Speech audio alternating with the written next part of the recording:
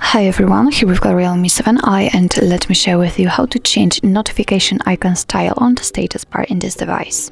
So firstly we have to enter the settings, and now let's tap on notification and status bar. As you can see in the status bar section, we've got notification prompts in status bar, so simply tap on it, and here we've got 3 different options from which we can choose. Right now we've got icon applied, and you can literally see the icons in the status bar. We can also choose notification count, so after tapping on it and applying it, you can see that you actually cannot see the icons, but you can see the exact amount of the notifications we've got, and we can choose to do not show anything, so you won't be able to check any notifications. So let me pick the icons, and actually that's all. This is how to change the notification icons in the status bar in your Realme 7i. Thank you so much for watching. I hope that this video was helpful, and if it was, please hit the subscribe button and leave the thumbs up.